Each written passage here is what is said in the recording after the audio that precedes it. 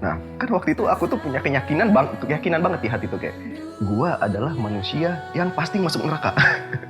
Itu udah keyakinan banget dalam hati tuh waktu itu. Itu gara-gara kamu punya rasa kecewa dan marah sama Tuhan. Makanya kayak daripada setengah-setengah, sekalian aja kita baca Alkitab, apa yang Tuhan gak suka? Oh, Tuhan gak suka ini, kita buang. Dan gua ini manusia yang layak masuk neraka. Kenapa gua, Tuhan? Dan waktu itu jawabannya cuman karena aku mengasihi kamu. Itu yang kau... Cuman itu juga belum bisa bikin tobat. Kayak cuman Tuhan, come on lah. Tapi kamu udah mendengar ada sesuatu yang bilang bahwa karena aku mengasihi kamu. Ketika kita ikut sama Tuhan tuh, Tuhan selalu ngubahin hati kan. Nah itu, fokusnya sama Tuhan. Lu anak Tuhan, buktiin. Bahkan ketika pelayanan bukan berarti kita orang-orang pelayanan gak bisa jatuh dalam dosa kan. Kayak, selalu yang kupegang Tuhan gak pernah ninggalin.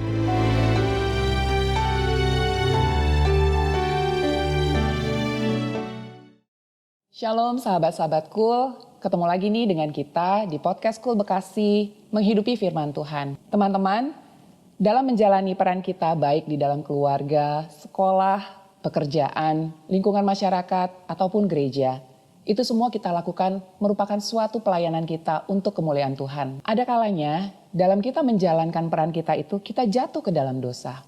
Tapi Tuhan ingin kita bangkit dan kembali lagi kepada Dia untuk melayani dan menjalankan peran kita itu untuk kemuliaan Tuhan. Sesulit apakah kita untuk menjalankan hal itu? Masih dengan tema mengenai youth, topik kita hari ini mengenai pertobatan dan pelayanan.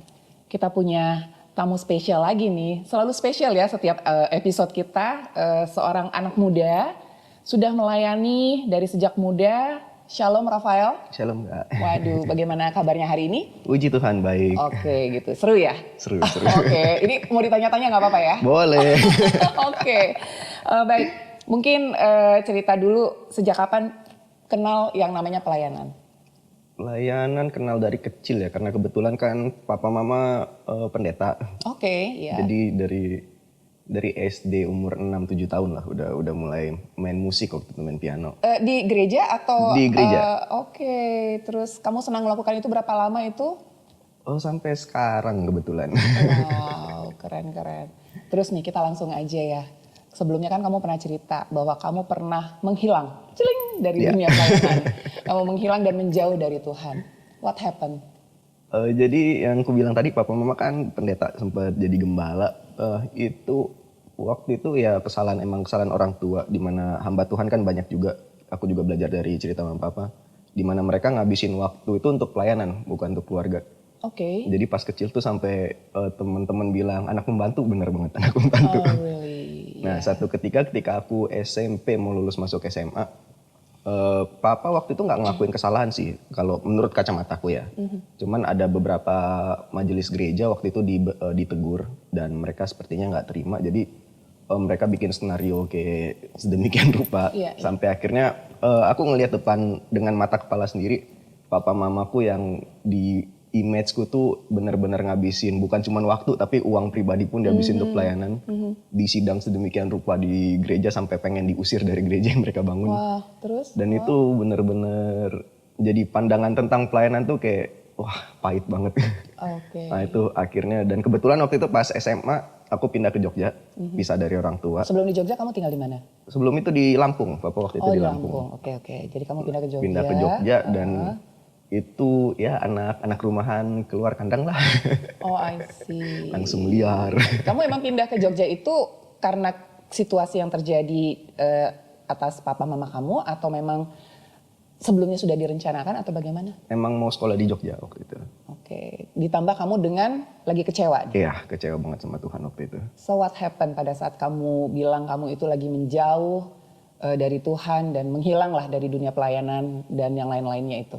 Waktu itu lumayan, dulu pas awal mulanya nakal ya cuma nakal biasa lah anak-anak muda, nggak terlalu yang gimana. Cuman sering berjalannya waktu kan, dari yang tiap hari itu sampai dulu pas kecil tuh tinggal sama orang tua, nginep di rumah temen aja nggak boleh. Oh oke.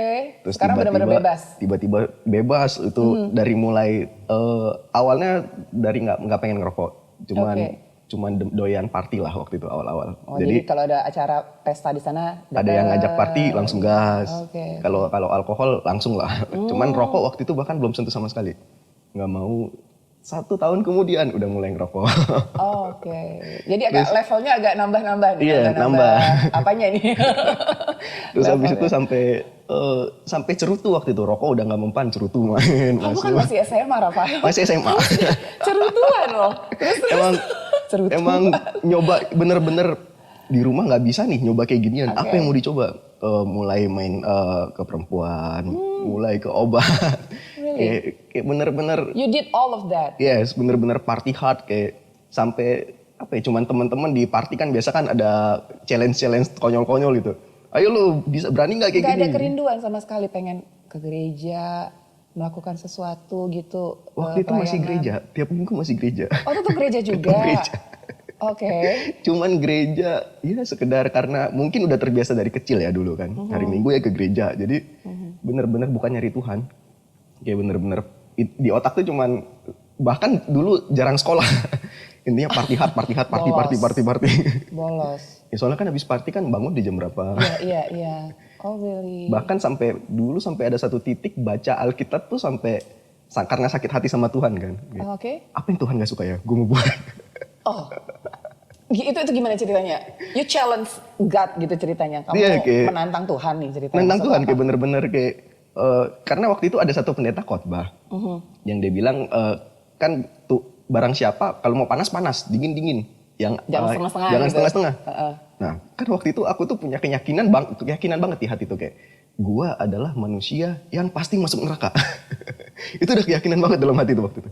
Itu gara-gara kamu punya rasa kecewa dan marah sama Tuhan gitu.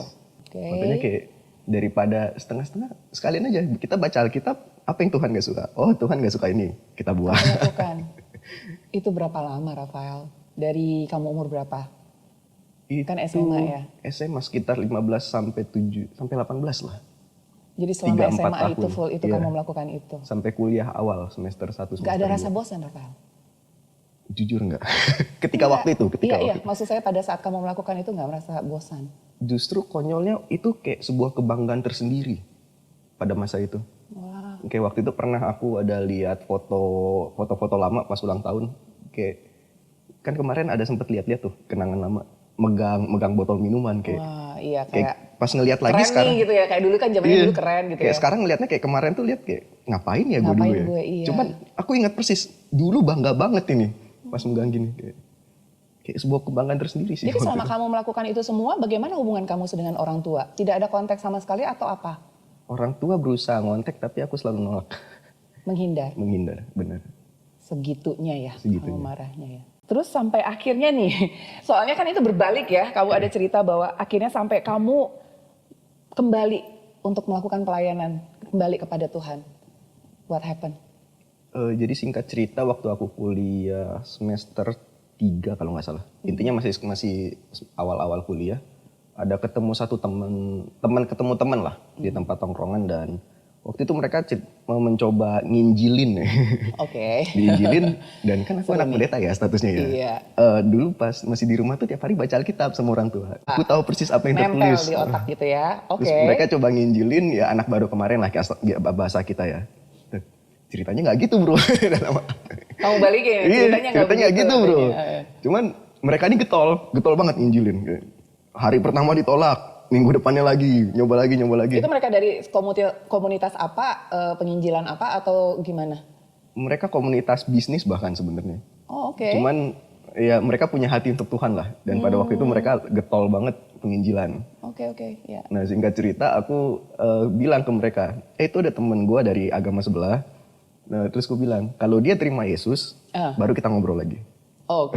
Tiba-tiba kamu challenge dia lagi? Iya. Ini semua kamu challenge dong berarti orang-orang semua di challenge sama dia. Tiba-tiba muka mereka panik. Kupikir kan, nggak bisa kan lo gitu kan. Habis itu mereka ngeliat ke aku, terus bilang, bro minggu lalu dia baru terima Yesus. Oke. Karena udah ngomong kan nggak mungkin ditarik balik kan. Oke, ceritain lagi Yesus, tapi bener dikit ya ceritanya. Karena kemarin kan terakhir salah tuh ceritanya. Oke. Akhirnya diceritain dan singkat cerita, aku punya dapatlah pengalaman pribadi dengan Tuhan di situ. Dan akhirnya kembali tobat. Boleh balik ke cerita Tuhan. apa yang pengalaman apa yang kamu terima di situ? Waktu itu balik mundur dikit ya. Jadi waktu itu sebelum kenal mereka tuh ada satu KKR. Sebelum kamu diinjilin sama Iya, sebelum mereka, diinjilin sama sebelumnya mereka. kamu mengikuti Ada satu KKR dan waktu itu aku ikut altar call-nya. Oke. Dan waktu itu ada pengalaman, mungkin karena aku orangnya arogan banget ya waktu itu, sombong. Tunggu, kamu walaupun melakukan hal-hal yang Tuhan nggak mau, tapi ada KKR kamu datang juga ya? Iya, itu uniknya.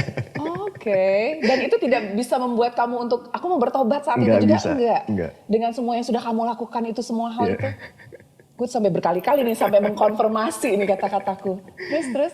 Terus di situ waktu itu altar call aku maju ke depan dan waktu itu aku ngelihat cuman jempol kaki gede banget.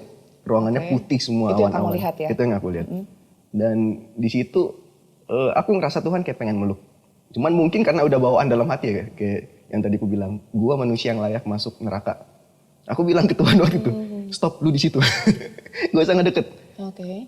Orang di belakang gua nih, yang Kristen mungkin dari lahir atau baru Kristen, banyak banget yang pengen banget pengalaman kayak gini. Oke. Dan gua nih manusia yang layak masuk neraka. Kenapa gua, Tuhan? Dan waktu itu jawabannya cuman karena aku mengasihi kamu. Itu yang kamu Iya. apa namanya ya? Itu sebutannya ya? Impresi yang didapat lah. Yes. Cuman itu juga belum bisa bikin tobat.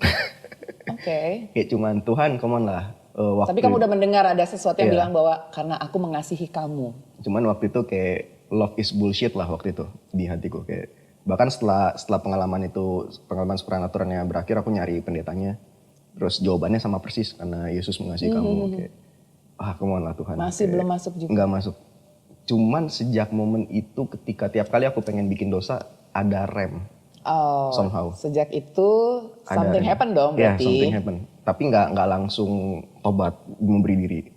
Nah, baru ketemu yang teman-teman yang penginjilan itu tadi. Tunggu, cerita dulu dong ngerem-ngerem itu maksudnya gimana? Contohnya kayak apa maksudnya Kayak ngerem? misalnya mau party nih. Tadinya kan kayak, wah nggak pink, nggak asik nih.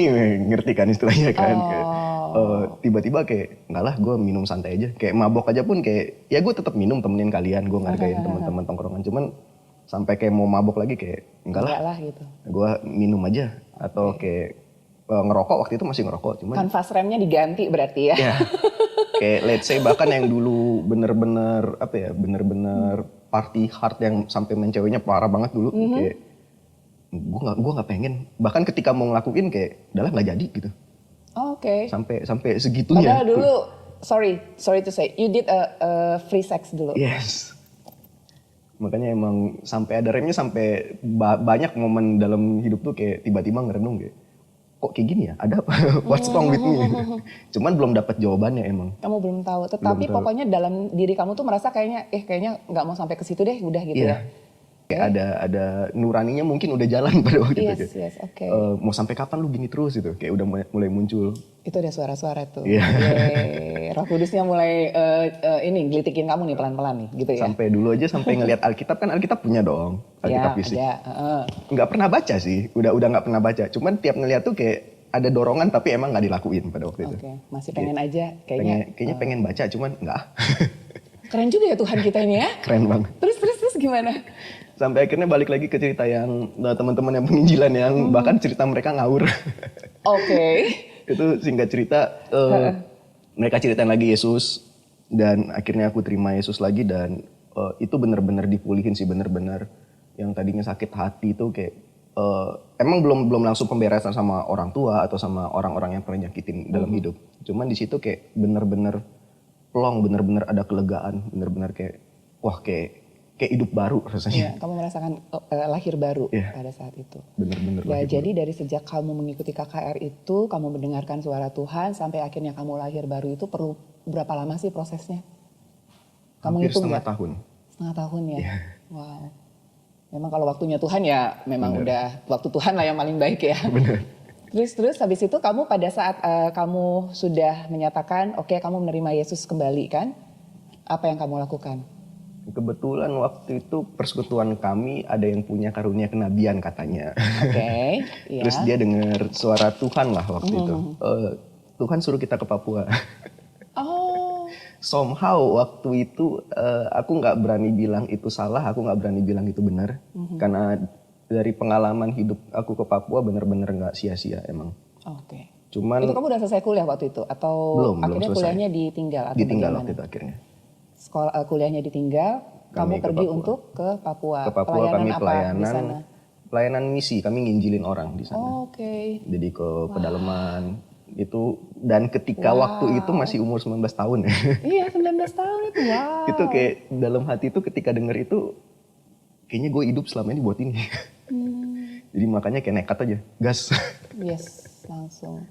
Berapa lama di Papua, Rafael? 5 sampai 6 tahun lah kurang lebih. Dan kamu melakukan pelayanan di sana 5-6 tahun. Bisa Tuhan ubahin dari yang seorang party hard, bisa jadi kayak sekarang, nggak nyangka. Gitu ya. Selama di sana ada ini nggak, ada apa namanya tantangan-tantangan tertentu yang buat kamu selama menjalani pelayanan di Papua? Yang aku pelajarin sih, yang satu hal yang mungkin yang bisa aku bagiin, Tuhan nggak pernah tertarik dengan hal yang besar ya. Oke. Tuhan selalu mulai dari yang kecil. Kayak contoh bahkan aku singkat cerita langsung ketika aku jadi youth pastor di salah satu gereja di sana. Youth pastor, Youth pastor. maksudnya untuk anak muda ya? Iya, untuk anak muda. Itu selalu aku dimulai dari jadi OB. Oke. Jadi ceritanya aku diusir dari teman-temanku dulu yang aku ke Merauke bareng-bareng. Iya. Aku diusir dan aku ke gerejaku waktu itu cuman pengen pamit, aku mau pulang. Pulang ke Jakarta. Terus waktu itu gembala aku bilang, kamu seminggu dulu di sini tinggal, tenangin diri, jangan ambil keputusan ketika emosi. Minggu depan kita ngobrol lagi. Iya. Dan minggu depannya kami ngobrol, aku mulai semuanya dari OB. Nyapu dari yang anak mami banget yang di rumah tuh gak pernah pulang sapu. Tiba-tiba jadi OB, come on God gitu. Kadang Oke, nyapu. di gereja? Di gereja. Oke. Nyapu-nyapu tuh kadang nangis sendiri. Bukan nangis apa, mengasihani diri sendiri. Tuhan, gue di Jakarta gak ada hidup begini. Kenapa jadi nyapu, ngepel, Jadi dan OB. bersih-bersih ya? Oke, Cuman oke. ternyata gembala aku ngeliatin kesetiaan mungkin dari situ. Suka ketika aku suka abis nyapu saat teduh sendiri di dalam gereja, dia suka nguping ternyata. Oh, oke. Sampai akhirnya mulai dipercayakan jadi pemain musik, karena aku kan bisa main musik. Iya, iya. Dari pemain musik jadi WL, terus sampai satu titik dia suruh bikin ibadah sendiri, ibadah youth. Oh, oke. Jadi kamu dipercayakan. Iya, suruh bikin Wah, sendiri. berarti Dan naik lagi ya, benar itulah ya. sampai Jadi dari hal jadi- kecil, dari hal pelan-pelan kecil. lagi ya. Jadi akhirnya kamu untuk memegang anak muda di Ya. gereja. Wow. Kan aku belajar Tuhan nggak pernah tertarik dengan yang besar. Bahkan ketika pelayanannya kita secara manusia anggap besar pun, Tuhan kayak selalu ada hal kecil yang Tuhan ajarin, kayak udah setia aja dulu sama 2-3 domba yang depan mata. Iya. Nggak usah mikirin puluhan, ratusan. Iya, benar. Kayak selalu yang kecil, selalu yang kecil. Iya. Dan itu dari kecil itu Tuhan jadiin yang kita nggak pernah. Ini aku mendengar kamu ngomong gitu serasa aku kayak kecolek nih. Oh iya, bener ya. Diingetin lagi nih. Waduh, thank you banget nih gue diingetin. Oke, Sama-sama. menurut Rafael sendiri, buat seorang Rafael, apa sih arti pelayanan itu? Pelayanan menurutku adalah sebuah kehormatan ya. Oke. Karena bukan cuman karena latar belakangku yang tadi udah cerita dikit yang emang nggak layak sebenarnya, tapi siapa kita, cuman manusia, istilahnya kalau bukan karena kasih Tuhan tuh ya cuman manusia dari debu tanah. Oke. Tapi kita dikasih kesempatan buat melayani. Makanya ketika aku pelayanan aku nggak pernah main-main. Bahkan ketika aku mimpin satu tim pasti aku bilang, aku ambil contoh pemain musik. Aku selalu bilang, saya ini latar belakang pemain musik, aku sekolah SMA musik. Ketika kita main musik di depan presiden, untuk menyanyikan 3 lagu aja kita latihan berapa bulan. Iya. Dan mentang-mentang ini Tuhanmu penuh kasih karunia. Maha Terus, pengampun gitu iya, ya. maha pengampun ya. Latihan musik ala kadarnya, Ala kadarnya, bikin musik ya sestandar mungkin. Ya. Enggak, ini kehormatan, ini raja di atas presiden, di atas semua raja di bumi. Iya. Keluarin kemampuan Yang terbaik. Dan karena itulah kita benar-benar ini kehormatan, bisa melayani raja di atas segala raja. Wow. Bener banget ya. Bagaimana hubungan kamu dengan keluarga sekarang, dengan papa mama? Puji Tuhan udah pulih. Oke. Bagaimana cerita rekonsiliasinya? Jadi aku kan emang ketika aku masih pelayanan di Papua, emang tiap Natal biasanya aku pulang ke rumah. Emang permintaan orang tua lah, meskipun pelayanan jauh tetap pulang. Itu kamu, pada saat kamu sudah lahir baru gitu kan, sudah udah lahir menerima baru, Yesus bener. lagi gitu, dan kamu pelayanan ke Papua, itu kamu sudah mulai ini nggak dengan orang tua, memperbaiki hubungan nggak? Berusaha untuk memperbaiki hubungan atau tidak? Berusaha jujur. Oke. Kayak kadang lagi di Papua tiba-tiba abis saat teduh Tuhan kasih bilang I love you ke papa mama. Tiba-tiba ngechat I love you kirim ke dua-duanya. Senengnya. Aduh, oke. Terus. Dan ya papa mama kan emang papa lebih tepatnya orangnya agak kaku kan papa tuh. Nggak pernah balas I love you itu. Nggak dibalas? Nggak dibalas, Tapi kalau mama? cuman kalau mama balas I love you tuh. Tapi ternyata mama cerita, kemarin kamu chat gitu papamu kesaksian kemana-mana. Oh oke. Jadi memang dia tipenya yang tidak langsung kasih feedback, tetapi dia langsung sharing ke orang-orang ya. Oke. Terus gimana? singkat cerita pas di Jakarta waktu itu ada satu momen kami cuman momen santai tadinya tiba-tiba deep talk. Oke. Terus akhirnya keluar lah. Lagi kumpul nih bareng nih sama papa mama. Tiba-tiba keluar punek-punek hati. Kayak dulu pas kecil aku ngerasain nggak punya orang tua, anak pembantu. Terus punya kepahitan apa sama papa mama. Sampai itu menceritakan itu kamu udah nggak dengan rasa apa yang udah berat bukan lagi ya, sudah kebencian, plong ya. aja cerita Cuman aja emang pengen adanya. nyurahin hati aja. Terus ada satu momen di mana orang tua waktu itu minta maaf, ya kami minta maaf sebagai orang tua. Oke. Dulu kami nggak bisa menjadi orang tua sebagaimana harusnya lah. Dan di situ kayak ketika denger mereka minta maaf tuh kayak plong banget. Itu udah pekerjaan Roh Kudus ya, kalian bersama, terus bener. kalian udah diurapi dan akhirnya saling curhat, saling minta maaf. Setelah itu apa yang kamu lakukan? Papa ngomong begitu minta maaf. Pelukan sih waktu itu. Aku jadi terharu. Wah itu momen yang wah priceless banget loh. Maksudnya memang bener-bener yang Tuhan kasih loh nih gitu ya. Ini loh sekarang. Kamu pelukan. Yep. Papa, mama. Papa, mama. Pakai nangis-nangis nggak? Mungkin karena cowok jadi agak tahan ya waktu itu. Aku tuh pengennya kayak ini loh, kayak sinetron, pakai nangis-nangis nggak? Jadi supaya teman-teman juga yang mendengarkan kan mungkin sambil gitu ya berpikir gitu mendeskripsikan. Tapi jujur aku sama papa aku tahu papaku juga tahan air mata waktu itu. Sih. Mungkin karena cowok ya. Iya, tetapi yang penting kalian sudah mencurahkan isi hati kalian ya. Wah seneng banget ya, udah hubungan dengan keluarga juga sudah membaik, papa mama dan mereka kayaknya mereka pasti bangga banget ya sama kamu. Iya mama papa kebetulan sekarang sering sih ngomong anak kebanggaan. Puji Tuhan. Ya puji Tuhan ya. Tuhan pulihin lah. Jadi kamu sudah kembali ke Jakarta dan kamu juga yang kamu lakukan apa kan sudah diberikan itu ya kepercayaan untuk pelayanan di komunitas anak muda di gereja. Ada apa lagi yang selain itu? Kalau sekarang aku banyak pelayanan di Ukrida. Di komunitas Kristen, di anak-anak kuliah di situ. Cuman di gerejaku sendiri juga pelayanan di anak muda juga. Oke. Di situ apa yang dilakukan? Kalau pelayanannya secara gereja mungkin cuman kayak pelayanan musik atau sharing atau pelayanan biasalah yang kita lakukan di gereja atau komsel. Cuman aku selalu ngambil waktu untuk one on one sama mereka. Oke. Jadi apa yang mereka gumuli, aku pengen dengar. Kayak konseling gitu juga kah? Iya, konseling juga aku. Ya? Kalau mereka mau konseling, aku terima. Aku lebih suka pelayanan yang sifatnya personal. Karena benar-benar apa sih yang mereka rasain. Oke. Jadi bisa langsung ngobrol langsung dengan orangnya, lebih fokus. Iya.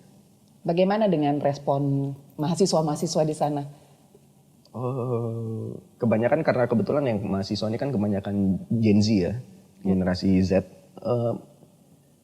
mereka butuh banget sosok yang bisa mereka look up, sosok teladan karena udah hampir sulit ya ngelihat sosok teladan yang di depan mata. Mungkin secara sosial media kita bisa melihat banyak pendeta yang luar biasa atau mungkin influencer yang anak Tuhan, tapi yang di depan mata mereka tuh sulit sekarang. Oh gitu ya. Mereka butuh sosok kakak-kakak rohani yang bahkan ada untuk mereka. Jadi ini di Ukrida itu dia komunitas apa sih namanya sebutannya? Namanya CSSU sih mereka. Creative Sunday Service Ukrida.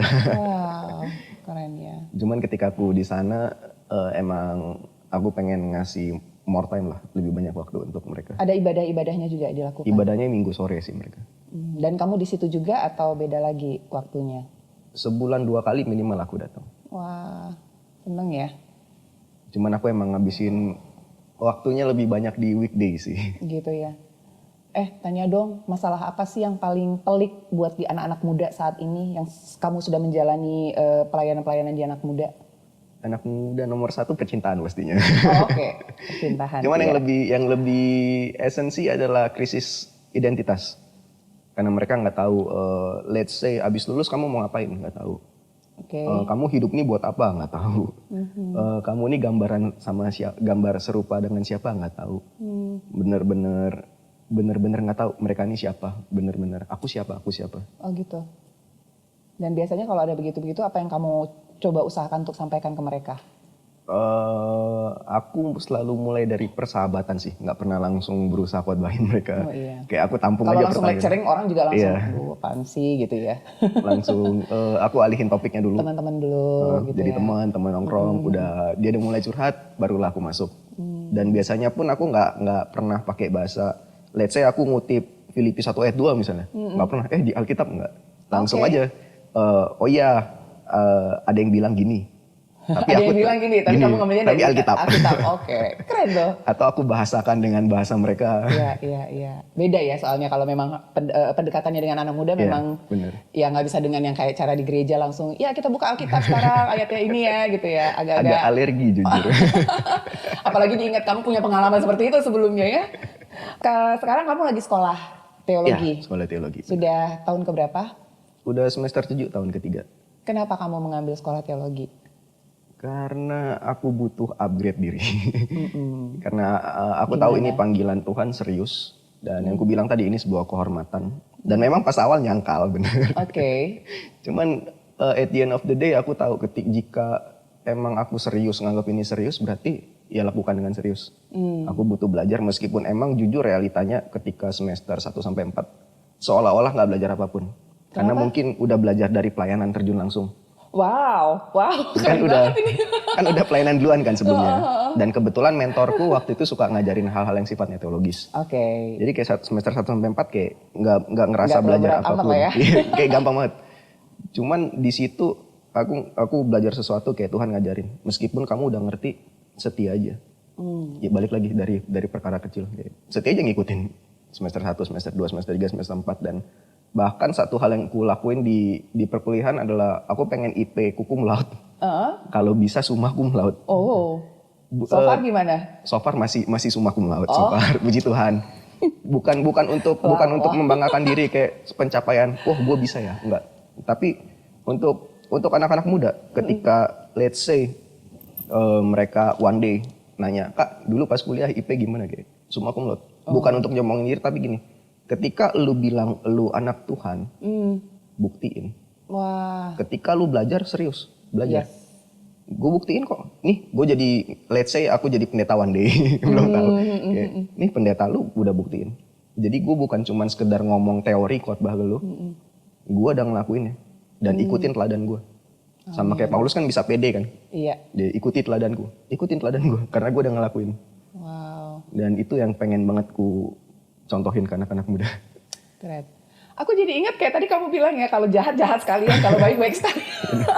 Jadi sekarang, sorry ya, bukan ke situ juga sih sebenarnya. Just kidding. It's okay. Terus sekarang visi kamu ke depan setelah kamu selesai nanti sekolah teologi? Setelah teologi aku pengen lanjut S2. Dan pengennya sih jadi full timer. Iya. Masih digumulin. Di gereja kamu sekarang? Nah itu masih digumuli. Oke. Tuhan mau nempatin aku di mana, terserah dia. Antara aku balik lagi ke Papua misalnya, Oke. atau Tuhan pengen aku stay di gerejaku sekarang atau ke gereja lain, masih didoain. Cuman emang kerinduan hati jadi full timer sih. Kamu umur berapa sih sekarang? 28. Wah, 28. Terus sekarang gimana nih? Dulu kan kamu sudah pernah kamu punya respon terhadap kekecewaan seperti yang dulu. Sekarang bagaimana respon kamu jika kamu menghadapi suatu kekecewaan? Entah dalam keluarga, entah dalam gereja, atau dalam pertemanan. Sekarang lebih nggak mau ngambil pusing sih. Dalam arti kita harus tahu manusia tuh pasti ngecewain. Oh, oke. Sebaik apapun manusia pasti ngecewain, termasuk aku. Makanya aku selalu tekanin ke anak-anak rohaniku. Jangan lihat gue, pasti ngecewain one day.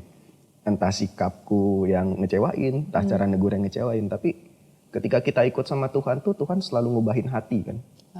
Nah itu, fokusnya sama Tuhan, jangan sama manusianya. Yes, amin. Bahkan di rumah pun sama papa mama yang tadi udah cerita, udah pemulihan, ada aja berantemnya kecil-kecil. Iya, manusia sih Manusia ya namanya ya. pasti kecewa, cuman lihat aja Tuhannya.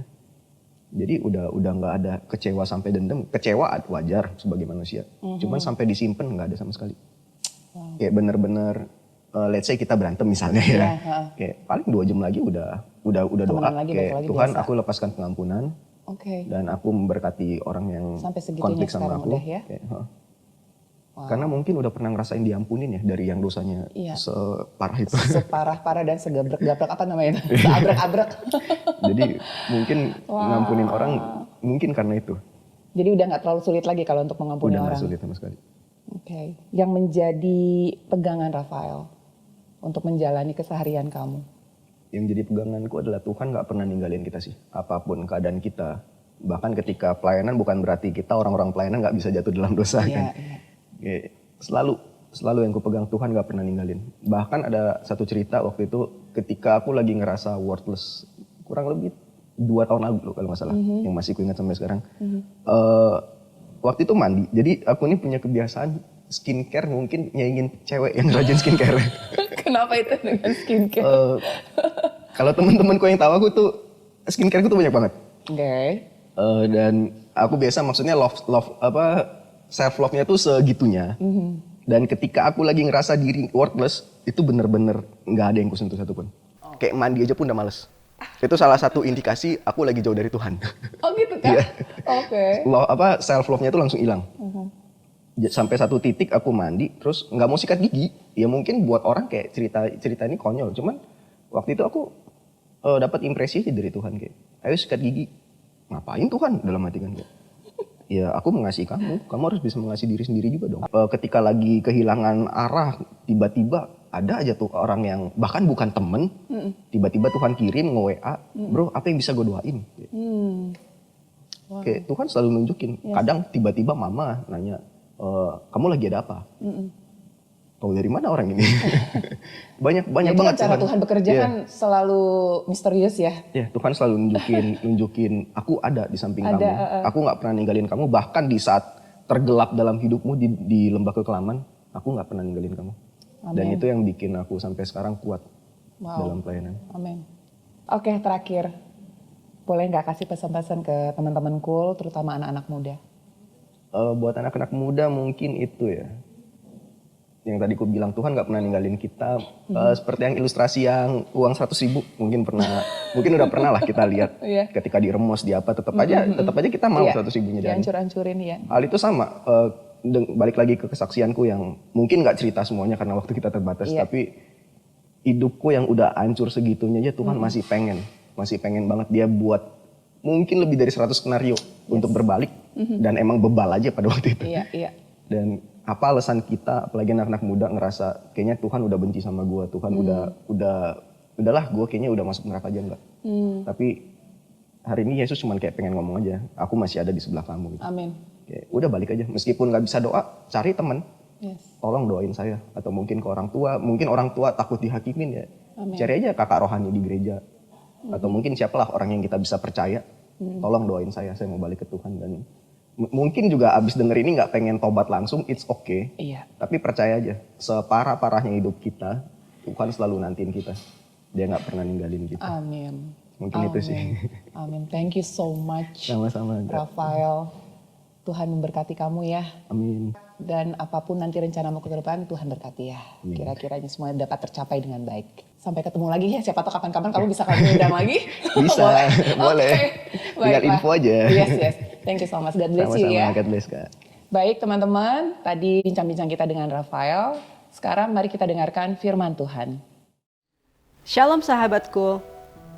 Menghidupi firman Tuhan, kali ini mengatakan bahwa di saat kamu jatuh, percayalah Tuhan tidak akan meninggalkan kamu. Demikian juga dikatakan dalam Amsal 3 ayat 5 dan 6. Percayalah kepada Tuhan dengan segenap hatimu, dan janganlah bersandar kepada pengertianmu sendiri. Akuilah Dia dalam segala lakumu, maka Ia akan meluruskan jalanmu. Demikian sahabatku, Tuhan memberkati. Kau Yesus.